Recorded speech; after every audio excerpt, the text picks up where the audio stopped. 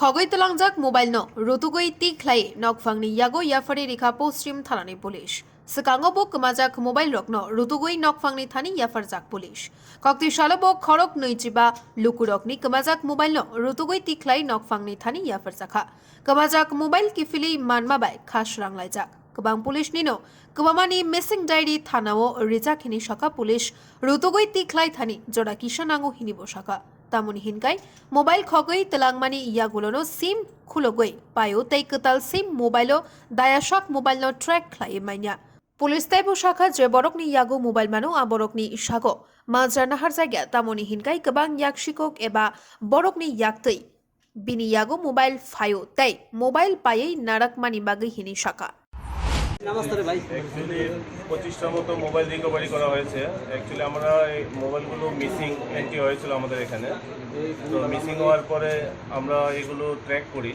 তো অ্যাকচুয়ালি যেটা হচ্ছে কি প্রথম মোবাইল মিসিংয়ের পরে কিছু সময় ওয়েট করতে হয় কারণ সঙ্গে সঙ্গে সিমটা খুলে ফেলে নতুন সিম যখন ইনসার্ট করে তারপরে আমরা ট্র্যাক করতে থাকি সিটিআর এনে সেই ট্র্যাক করে যার হাতে মোবাইল যায় ওখান থেকে আমরা রিকভারি করি করে আজকে আমাদের এরকম 25 জন লোককে আমরা মোবাইলগুলো ট্রেস আউট করে ওদেরকে হ্যান্ড ওভার করে দিই। কতজনকে আটক করতে পেরেছেন?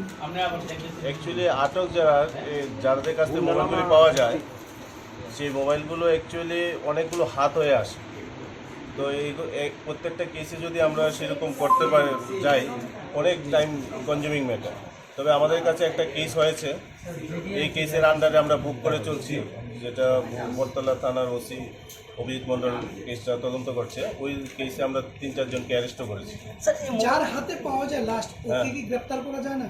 ওকে গ্রেফতার করা না চোরাই মাল কেনা অপরাধ কিন্তু সে তো দুই দিকে ভিক্টিমাইজড কারণ হচ্ছে সে পয়সা দিয়ে কিনেছে আবার মোবাইলটা এখানে দিয়ে যেতে হয়েছে তো সেই সেন্সে আমরা অনেক সময় সেটা ওভারলুক করি। স্যার সবগুলি কি ত্রিপুরা রাজ্যের লোক না অন্য বহিরাজ্যের কিছু আছে? না এখানকার লোক আর দুটো মোবাইল আমরা বিহার থেকে নিয়ে এসেছি বিহার পুলিশ স্টেশনের সঙ্গে কন্ট্যাক্ট করে।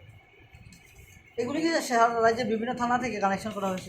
হ্যাঁ একটা তো গন্ডাছড়া একটা উদয়পুর এরকম বিভিন্ন জায়গা থেকে আমরা মানে কমিউনিকেশন করে ওগুলো রিকভারি করে নিয়ে এসেছি।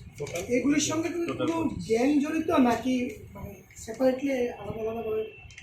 গ্যাং বলতে তো না এখন যেভাবে ডাগ এডিকশন সেই ডাগের ফুলফিল করার জন্য বাড়িঘর থেকে সিচকে চোরের মতো নিয়ে যাচ্ছে সেগুলো যদি রোজ 25-30টা মোবাইলে এরকম কেস আমাদের রেজিস্ট্রেশন করতে হয় সেই জায়গাতে আমরা মিসিং এন্ট্রি করে চেষ্টা করি যাদের ক্ষতি হয়েছে ওদেরকে রিকভারি করে দেওয়া যায় কিনা আর সেটাই ফলপ্রসূ আজকে আমরা 25 জনকে দিতে পেরেছি।